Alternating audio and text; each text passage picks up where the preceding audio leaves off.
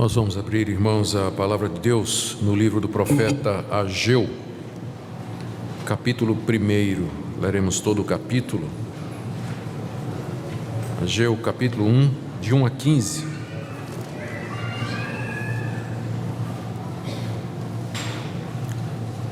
Ageu, juntamente com Zacarias e Malaquias, são chamados profetas do pós-exílio. Eles profetizaram em Israel quando o povo havia retornado do cativeiro babilônico. O ministério deles foi durante a reconstrução do templo, da nação. Ageu, capítulo 1, verso 1 ao 15. No segundo ano do rei Dario, no 6º mês, no primeiro dia do mês, veio a palavra do Senhor por intermédio do profeta Ageu a Zorobabel, filho de Salatiel, governador de Judá, e a Josué, filho de Josadaque, o sumo sacerdote, dizendo: Assim fala o Senhor dos Exércitos. Esse povo diz: não veio ainda o tempo em que a casa do Senhor deve ser edificada. Veio, pois, a palavra do Senhor por intermédio do profeta Ageu, dizendo: acaso é tempo de habitardes vós em casas apaineladas, enquanto esta casa permanece em ruínas? Ora, pois, assim diz o Senhor dos Exércitos: considerai o vosso passado. Tendes semeado muito e recolhido pouco. Comeis, mas não chega para fartar-vos. Bebeis, mas não dá para saciar-vos. Vestis-vos, mas ninguém se aquece. E o que recebe salário, recebe para pô-lo num saquitel furado. Assim diz o Senhor dos Exércitos: considerai o vosso passado. Subi ao monte, trazei madeira e edificai a casa. Dela me agradarei e serei glorificado, diz o Senhor. Esperaste muito, e eis que veio a ser pouco. E esse pouco, quando o trouxeste para casa, eu com um assopro dissipei. Por quê? Diz o Senhor dos Exércitos: por causa da minha casa, que permanece em ruínas, ao passo que cada um de vós corre por causa de sua própria casa. Por isso os céus sobre vós retêm o seu orvalho, e a terra os seus frutos. Fiz vir a seca sobre a terra e sobre os montes, sobre o cereal, sobre o vinho, sobre o azeite e sobre o que a terra produz, como também sobre os homens, sobre os animais e sobre todo o trabalho das mãos.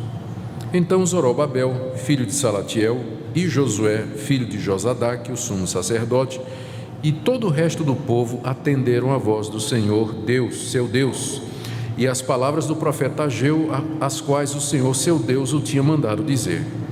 E o povo temeu diante do Senhor. Então Ageu, o enviado do Senhor, falou ao povo segundo a mensagem do Senhor, dizendo: eu sou convosco, diz o Senhor. O Senhor despertou o espírito de Zorobabel, filho de Salatiel, governador de Judá, e o espírito de Josué, filho de Josadaque, o sumo sacerdote, e o espírito do resto de todo o povo. Eles vieram e se puseram ao trabalho na casa do Senhor dos Exércitos, seu Deus, ao 24º dia do 6º mês. Até aqui, queridos, a leitura da palavra de Deus. Como eu disse, o profeta Ageu ministrou a palavra de Deus ao povo de Israel depois que este regressara do cativeiro babilônico, cerca de 70 anos. Durante 70 anos o povo esteve como cativo na Babilônia, espalhado por outras partes, como resultado do castigo de Deus por conta da idolatria cometida em Israel. Mas agora os 70 anos haviam se cumprido. Deus então traz o seu povo, pelo menos parte dele, de volta à terra prometida, como havia prometido através do profeta Jeremias e outros profetas. Cerca de 50 mil pessoas retornaram da Babilônia, e entre elas muitos sacerdotes. Outros preferiram ficar confortavelmente na Babilônia, onde se desenvolveu posteriormente uma grande comunidade de judeus, e de onde vem um dos Talmudes, que é uma tradição interpretativa judaica chamado Talmud babilônico, que é produto daquela comunidade que ficou lá. Quando o povo retorna sob a liderança de Esdras e Neemias a terra prometida por Deus, a primeira providência foi construir um altar. O altar havia sido destruído juntamente com todo o templo, as casas, o muro, a cidade havia sido assolada. O povo retorna para a cidade em ruínas e a primeira coisa, de fato, é construir aquilo que era o símbolo de adoração a Deus. E eles começam a lançar as bases do templo. Mas depois de um tempo, a obra de reconstrução parou. Primeiro havia a oposição dos samaritanos, que era o povo que tinha ocupado o lugar dos judeus na terra, depois que os judeus foram mandados embora. Os samaritanos disseram: o que é que vocês estão fazendo aqui? Essa terra é nossa. E os judeus tinham a oposição agora daquele povo que tinha ficado lá. A história dessa oposição está lá no livro de Esdras e Neemias. Além disso, havia também o problema financeiro que se agravava. Enquanto que alguns judeus haviam conseguido abrir seus negócios ou reabrir seus negócios, reaver suas terras, plantar, todavia a seca tinha trazido uma produção fraca, uma colheita pequena, o gado não era tanto, e o povo estava muito aflito com sua própria necessidade financeira. E durante 15 anos, então, o trabalho parou. O trabalho de reconstrução parou. E o povo se dedicou aos seus negócios, a arar a sua terra, a reconstruir as suas casas, e o templo ficou lá, aqueles grandes blocos de concreto, como um grande esqueleto exposto ao sol. E o povo estava se desculpando para não construir a casa de Deus. E a desculpa está aqui registrada: ainda não veio o tempo em que a casa do Senhor deva ser edificada. Não é que eles estavam se recusando a reconstruir, eles estavam dizendo que a hora não tinha chegado, eles estavam ocupados demais com suas coisas, eles tinham que construir suas casas, continuar seus negócios, investir na produção agrícola, na pecuária, enfim, havia um monte de outras coisas que na cabeça dos judeus tinha prioridade sobre reconstruir a casa de Deus. É quando Deus levanta Ageu e Zacarias, que são enviados como voz de Deus para falar àquele povo. E a mensagem de Ageu é exatamente essa: é tempo sim de reconstruir a casa de Deus. Na verdade, nunca deveria ter parado. Vocês deveriam ter dado o primeiro lugar, vocês deveriam dar os primeiros esforços a Deus, coisa que mais tarde seria repetida pelo Senhor Jesus: buscar em primeiro lugar o reino de Deus e a sua justiça, e todas as demais coisas vos serão acrescentadas. Isso que eu li para vocês é a versão veterotestamentária do Sermão do Monte, em que Jesus diz: busquem a Deus primeiro, e tudo mais será acrescentado a vocês. É sobre isso que eu queria falar nessa noite, mais uma vez. Existem muitas coisas aqui importantes a respeito da expansão e do nosso envolvimento na obra do Senhor, mas eu preciso fazer duas observações preliminares. Primeiro delas, eu não estou dizendo que a igreja hoje, construção é difícil, ela equivale ao templo do Antigo Testamento. O templo do Antigo Testamento era um símbolo da igreja, povo de Deus. Deus não habita em templos feitos por mãos humanas, Ele habita em algo muito mais precioso, que é o espírito humano, o coração humano regenerado. Portanto, ao fazer aplicações dessa passagem para nós hoje, nem por um momento imaginem que eu estou dizendo que as construções evangélicas que nós chamamos de templo, elas são equivalentes ao templo do Antigo Testamento. Não tem mais templo hoje, no sentido que havia no Antigo Testamento. Segundo, quando eu for expor o que Ageu diz aqui, que Deus estava esperando que o povo obedecesse para abençoar o povo financeiramente, eu não mudei e eu não estou defendendo a teologia da prosperidade. Mas eu creio que a Bíblia diz, aliás, eu sei que a Bíblia diz que Deus ama quem dá com alegria. E que se nós investirmos no reino de Deus, se nós abrirmos o nosso coração para o pobre, para o necessitado, para a expansão da glória de Deus aqui nesse mundo, Deus certamente não será cego nem surdo para com aqueles que se dedicam a Ele. Dito isso, vamos ver alguns princípios que estão aqui na passagem que eu queria trazer para nós hoje. O primeiro deles é esse aqui, que nós não devemos nos demorar em levar adiante a obra, a causa do Senhor, e nem devemos nos demorar a nos envolver com ela. Deus havia registrado a desculpa do povo para parar a construção, está aí no verso 2, assim fala o Senhor dos Exércitos, esse povo diz, não veio ainda o tempo em que a casa do Senhor deva ser edificada. Como eu disse, não é que o povo estava dizendo, nós não queremos nos envolver na reconstrução do templo, do altar, reativar os sacrifícios, mas é que agora não dá, exatamente agora não dá, nós estamos muito ocupados fazendo outras coisas. Não veio o tempo porque nós temos que construir primeiro nossa casa, temos que fortalecer nossos negócios.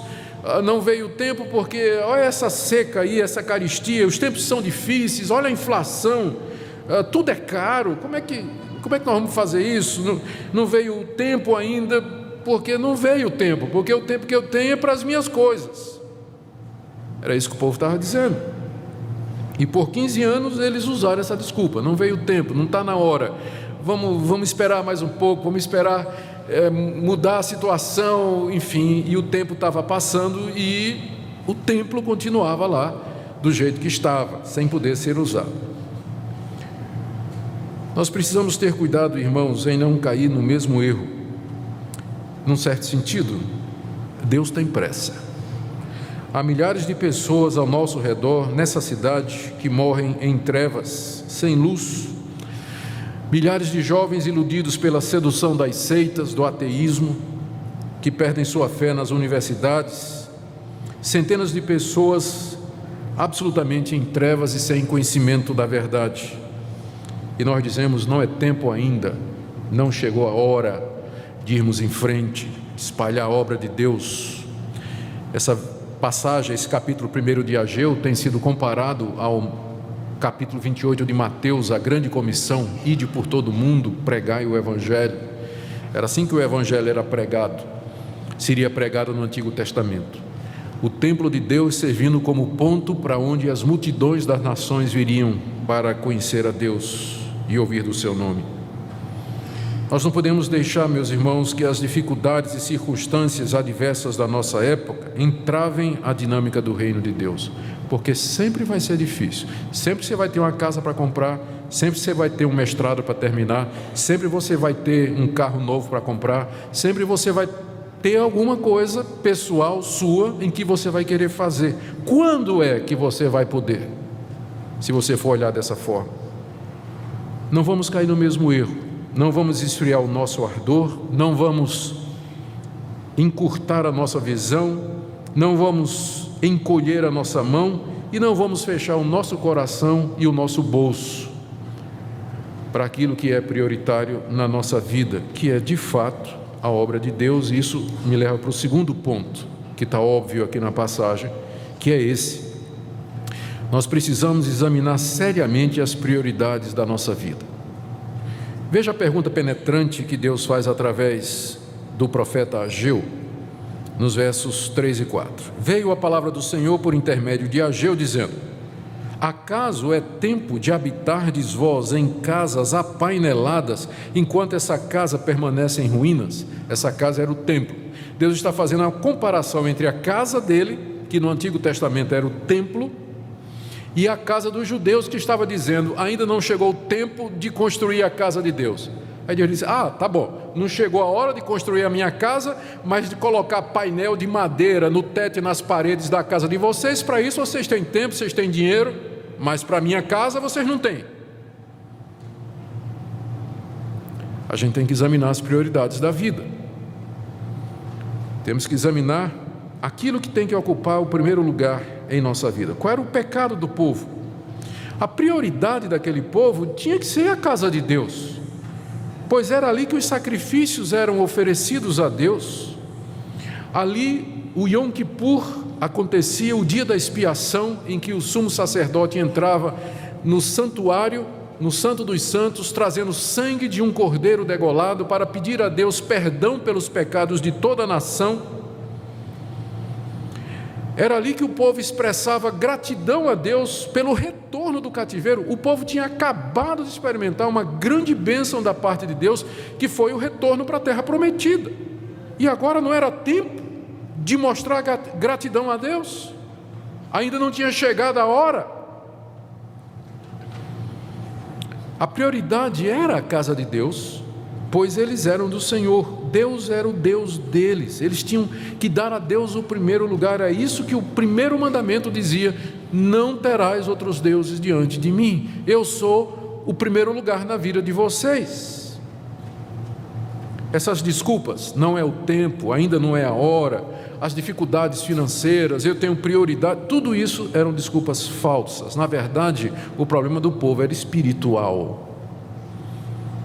O problema do povo era falta de amor a Deus, falta de gratidão a Deus e falta de reconhecimento por tudo que Deus lhes havia dado. O que o profeta está dizendo, na verdade, o que Deus está dizendo através do profeta, é mais ou menos isso. Vocês deveriam lembrar por que vocês estão de volta, por que vocês estão na terra. Tudo que vocês têm procede de mim. Eu sou o autor de todas as coisas boas, como mais tarde Tiago diria: toda boa dádiva e todo dom perfeito são lá do alto, descendo do Pai das luzes, em quem não há mudança nem sombra de variação. Tudo que nós temos é de Deus, então sempre a Ele o primeiro lugar. Por isso, meus irmãos, precisamos ter cuidado para não cair no mesmo erro daquela geração. Tudo que foi escrito para nossa edificação. A obra de Deus, a sua causa, a expansão do Evangelho tem que ter prioridade em minha vida, porque foi através do Evangelho que você foi perdoado, que você conheceu a Deus, conheceu a Jesus Cristo e recebeu o dom da vida eterna. Se de fato o Evangelho é prioridade para você, se você já foi alcançado pelas bênçãos de Deus, investir no reino de Deus deveria ser prioridade, como o apóstolo Paulo certa vez disse à igreja de Corinto: se nós semeamos a vocês as bênçãos, as coisas espirituais, seria muito recolher de vocês as materiais. Se vocês foram abençoados, se vocês ouviram, se são edificados, será justo e correto, e eu pergunto isso diante de Deus, cada um de vocês, será justo e correto nós investirmos somente em nossos negócios, casas, carros, propriedades, estabilidade, lazer, viagem, e deixar a obra de Deus sem envolvimento? Qual é a prioridade da sua vida? Estamos contribuindo para a obra de Deus na mesma medida em que Ele nos tem abençoado? Estamos investindo no reino de Deus proporcionalmente àquilo que Ele nos tem dado? Essa é a pergunta que o profeta faz como porta-voz de Deus ao povo. É tempo de vocês investirem nas coisas de vocês, mas na minha casa não é? Essa é a pergunta que levanta essa questão de examinarmos as prioridades da nossa vida. Terceiro ponto, e aqui eu preciso ter cuidado para não ser confundido com o pregador da teologia da prosperidade. Eu acho que não tem esse risco, né? O ponto é esse: que a nossa estabilidade financeira dependerá em grande parte da prioridade que nós dermos ao reino de Deus. Eu penso que a Bíblia ensina esse princípio. Veja, Deus aqui faz uma chamada ao povo para considerar seriamente a sua história, versos 5 e 7 a 7. Assim diz o Senhor: considerai o vosso passado, dá uma olhadinha para trás, diz o Senhor. E no verso 6 ele diz: vocês semearam muito, colheram pouco. Vocês comem, mas não se fartam. Vocês bebem, mas ficam com sede. Vocês se vestem, mas continuam com frio. E o salário que vocês recebem parece que vem num saco furado. Sai do banco, quando chega em casa já não tem mais nada. No meio do caminho, conhece a sensação? Deus diz: olha aí a vida de vocês. De onde vem isso? Vocês trabalham, o resultado é pouco e o pouco não satisfaz. O que Deus está dizendo aqui é o seguinte: que que os judeus estavam passando por aquele período difícil de seca, de carestia, de fome, de inflação e tudo mais, exatamente porque eles não tinham dado o primeiro lugar a Deus e a sua justiça, e portanto as outras coisas não foram acrescentadas. Já era a mão de Deus pesando sobre o seu povo, dizendo: as prioridades de vocês estão erradas.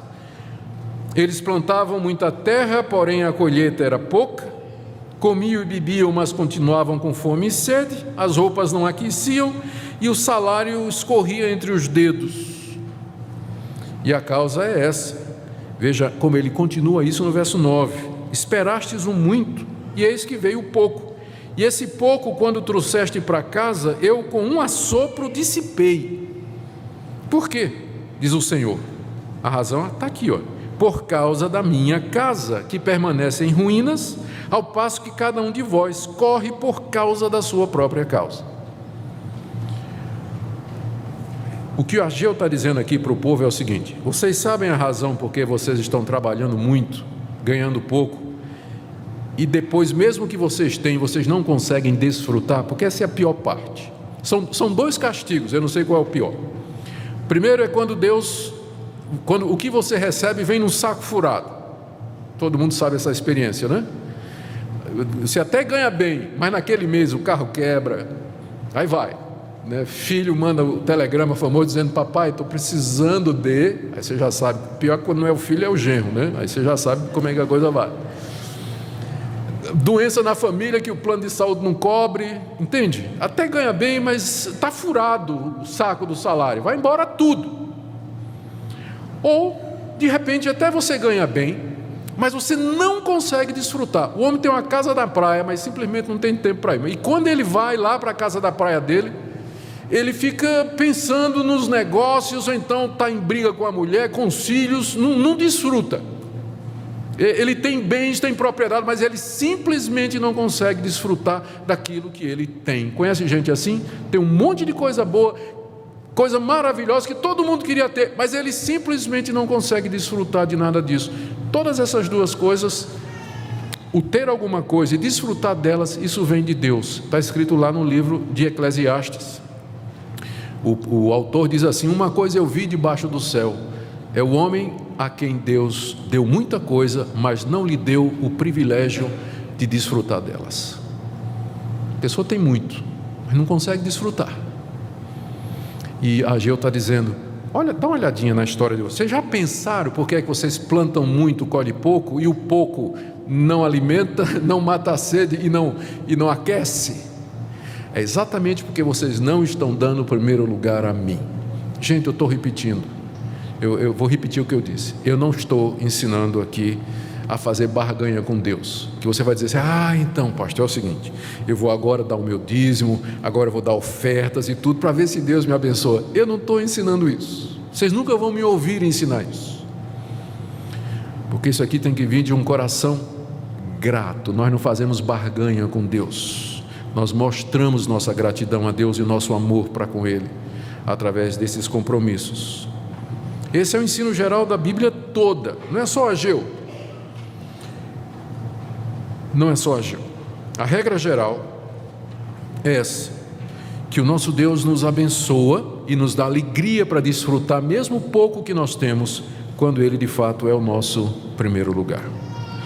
Quarto princípio que nós aprendemos aqui: o nosso objetivo maior na vida é a glória de Deus, é agradar a Deus. Veja o que Deus diz através do profeta no verso 8 ao povo, depois de fazer aquela reflexão: olhe para o passado de vocês, vocês estão entendendo agora porque é que vocês estão comendo pouco e o pouco não satisfaz? Então, verso 8: subi ao monte, o monte aqui é um monte Líbano, trazei madeira. A madeira do monte Líbano era preciosa, utilíssima para construção de luxo.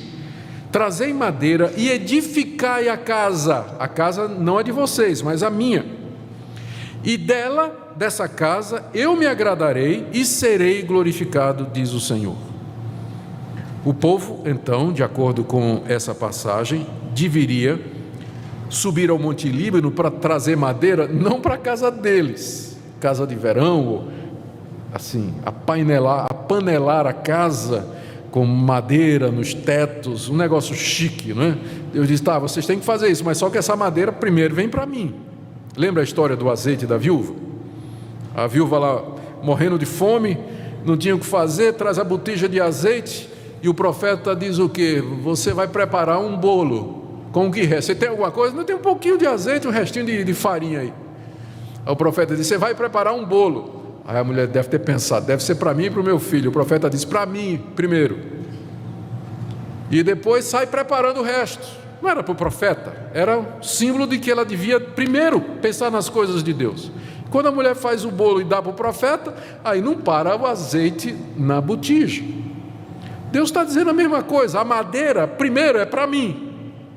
E não vai faltar para vocês. Não vai faltar. Ou seja, com isso Deus está ensinando o povo. O alvo de vocês é sempre a minha glória. São os meus assuntos. É o meu reino. Essa é a razão pela qual vocês ainda estão aqui nesse mundo. Essa é a razão pela qual eu abençoo vocês com saúde, com prosperidade, com recursos, com talentos. Não é para vocês gastarem em vocês prioritariamente. Isso virá no tempo certo e da maneira certa, mas sempre eu quero ter o primeiro lugar na vida de vocês. A madeira é para mim primeiro, depois vocês podem botar a madeira que quiser na sua casa. Mas subam no monte e tragam madeira para essa casa, que eu vou me agradar dela e ali eu serei glorificado. Em que sentido Deus seria glorificado se os israelitas dessem prioridade à construção do templo? É porque ali viriam as nações, viriam multidões de peregrinos conhecer o Deus de Israel e oferecer sacrifícios a Ele e ser instruídos na palavra de Deus. Entre as nações se diria, o Senhor cumpriu a sua palavra, restaurou o seu povo e a sua casa. Agradar a Deus, meus irmãos, é o alvo maior de cada um de nós. Quer comais, bebais ou façais outra coisa qualquer, fazei tudo para a glória de Deus. Último ponto aqui. Os efeitos do apelo do profeta. Está aí do verso 12 ao verso 15 que nós lemos. O povo começou a reconstrução 23 dias após a mensagem de Ageu.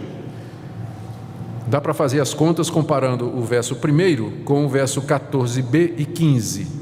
Eu não vou fazer essa conta agora, mas dá 23 dias, desde que Ageu pregou essa mensagem e o povo resolveu recomeçar a construção. Graças a Deus, o povo ouviu a voz de Deus através do profeta. O texto nos dá 3 razões pelas quais o povo recomeçou a construção. O povo vinha dizendo 15 anos, não chegou a hora, não chegou a hora, não chegou a hora. Deus levantou o profeta falou, o povo disse 23 dias, vamos lá. Primeiro, porque o povo temeu a Deus, verso 12. Zorobabel e Josué e todo o resto do povo atendeu a voz do Senhor seu Deus. E o povo temeu diante do Senhor. O povo escutou a voz de Deus e o povo temeu. Talvez temeu outro castigo, talvez percebeu o seu pecado, o seu egoísmo. O temor aqui não é medo, mas é amor, respeito, devoção a Deus. O povo temeu a Deus porque era isso que faltava.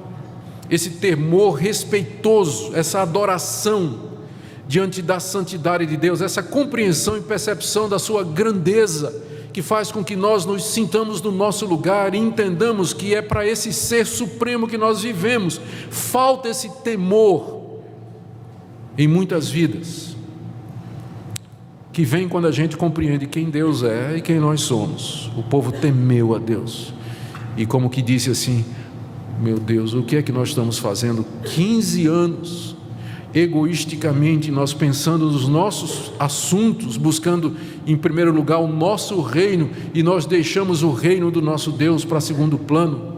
O povo temeu a Deus. Segundo, o povo creu na palavra que Deus disse, que está aí no verso 13.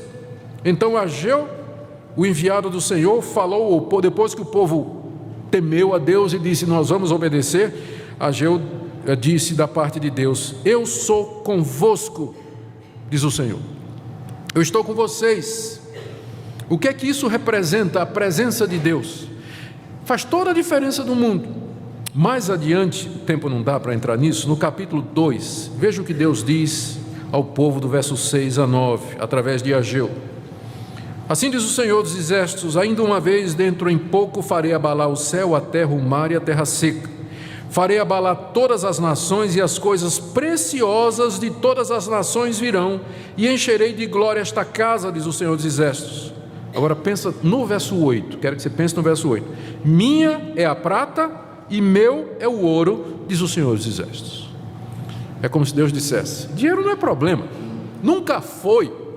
Dinheiro nunca foi problema para levar avante o reino de Deus, porque dele é o ouro e dele é a prata. O problema não é dinheiro, o problema é o coração de quem tem dinheiro. É a prioridade das pessoas, esse é que sempre foi o problema. Eu vou ser com vocês, diz o Senhor, e eu sou dono de tudo. Com um parceiro desse a gente pode abrir uma igreja por dia em Goiânia, né? Minha prata e meu é o ouro, eu vou estar com vocês, não vai faltar, a obra é minha.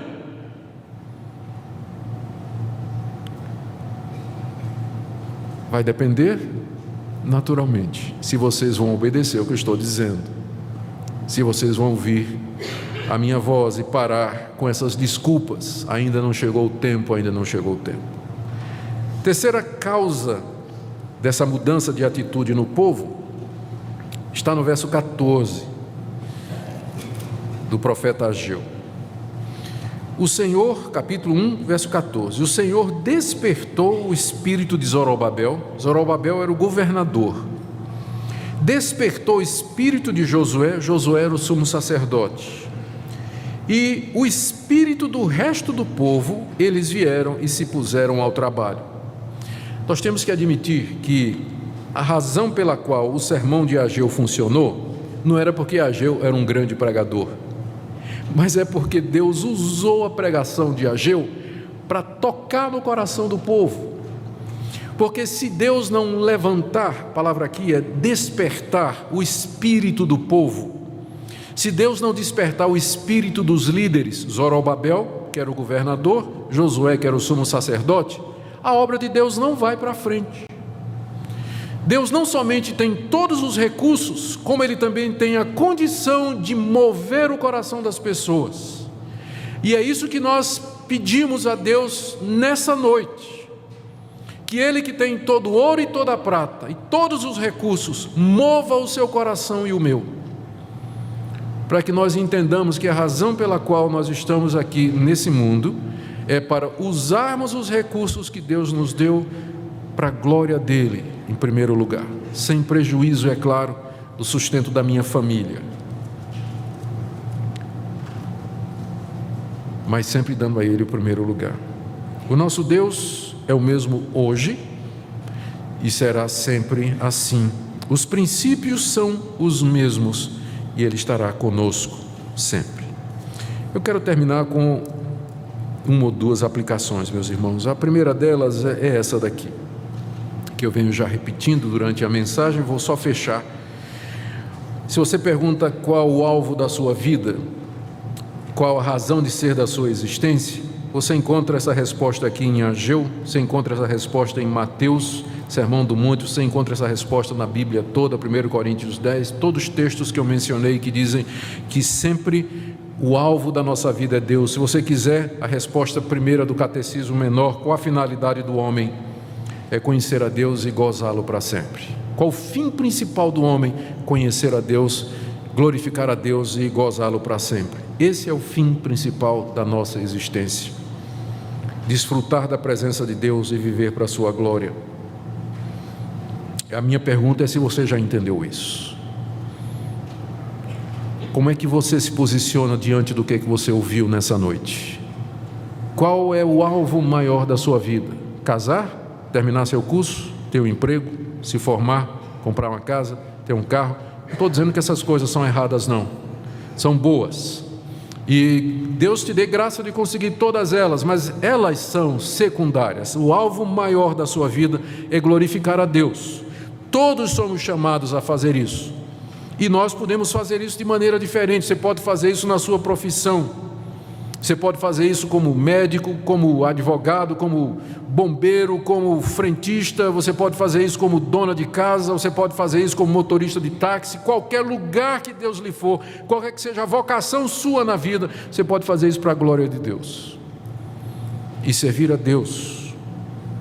Todos podem orar, todos podem contribuir. Mas pastor, eu ganho tão pouco. Lembra da história da viúva pobre. Todos podem dar tempo para a obra de Deus. A pergunta nessa noite, terminando, é: quais são as desculpas que você tem dado para apenas ser um espectador e não se envolver na obra de Deus? Ainda não é tempo, eu sou muito jovem.